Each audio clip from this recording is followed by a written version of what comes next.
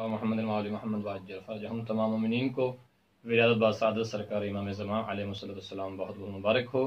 آج شب نیمہ شعبان ہے اور آج کی رات کے بہت ہی اہم اعمال جن میں نماز جعفر تیار ہے۔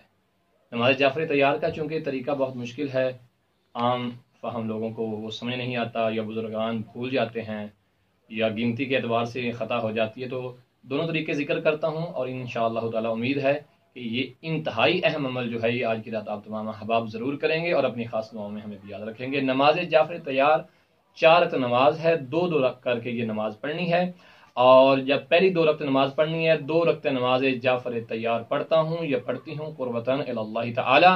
الحمد کے بعد سورہ زلزال پڑھنی ہے۔ رکوع میں جانے سے پہلے 15 دفعہ سبحان اللہ والحمد للہ ولا الہ الا اللہ واللہ اکبر۔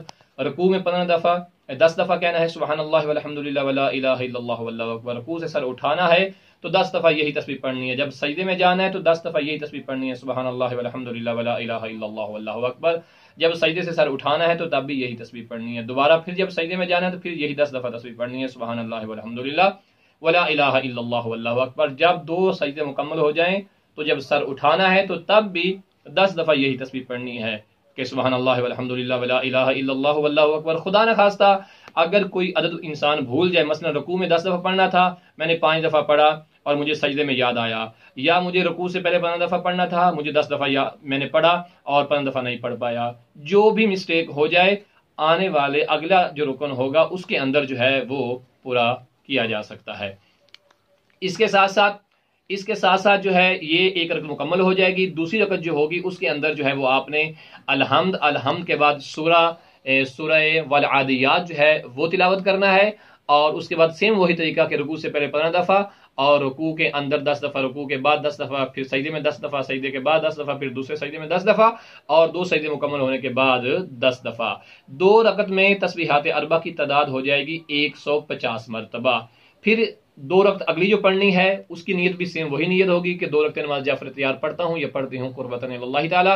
الحمد پڑھیں گے، اور الحمد کے بعد جو ہے وہ آپ اذا جاء نصر اللہ والفتح کی تلاوت کریں گے، پھر 15 دفعہ تسبیحات اربع، پھر رکوع میں 10 دفعہ، رکوع کے بعد 10 دفعہ، سیم وہی پہلے والے طریقے کے اعتبار سے یہ پہلی رکعت تیسری رکعت جو ہوگی وہ مکمل کی جائے گی۔ جب چوتھی رکعت جو آپ پڑھیں گے الحمد کے بعد قل هو اللہ کی تلاوت کی جائے گی، اور پھر وہی سیم طریقہ، رکوع سے پہلے 15 دفعہ تسبیحات اربع، رکوع میں 10 دفعہ، رکوع کے بعد 10 دفعہ، اور سیم وہی طریقہ جو ہے وہ آگے چلتا چلا جائے گا۔ اس طرح جیسے پہلی 2 رکعتوں میں 150 دفعہ ہوا تھا، اور ایسے ہی دوسری جو 2 رکعتیں آپ نے پڑھی ہیں اس میں بھی 150 دفعہ ہو گیا، اور جب 4 رکعتوں کی تعداد کو ہم جمع کریں گے تو تسبیحات اربع جو ہے وہ 300 دفعہ ہو جائے گی۔ یہ ایک معروف طریقہ ہے جو رائج ہے۔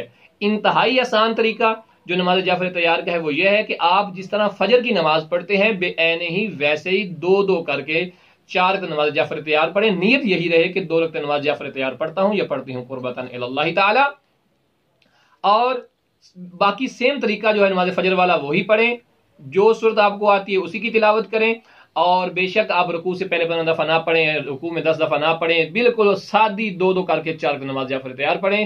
جیسے 4 مکمل ہو جاتی ہے تسبیح اپنے ہاتھ میں لیں اور 300 دفعہ سبحان اللہ والحمد للہ ولا الہ الا اللہ واللہ اکبر کی تلاوت کر دیں، گویا آپ نے نماز جعفر تیار مکمل کر لی ہے، اور پروردگار انشاءاللہ تعالی آپ کو نماز جعفر تیار کا ثواب عنایت فرمائے گا بحق امام حسین علی مقام۔ انتہائی آسان طریقہ ہے، اسی طریقے سے پڑھیے، پہلے والے طریقے سے پڑھیے، جو طریقہ آپ کو مناسب لگے پڑھیں، لیکن آج کی رات 15 شعبان کی رات کو نماز جعفر تیار خدا را ضرور پڑھیے گا۔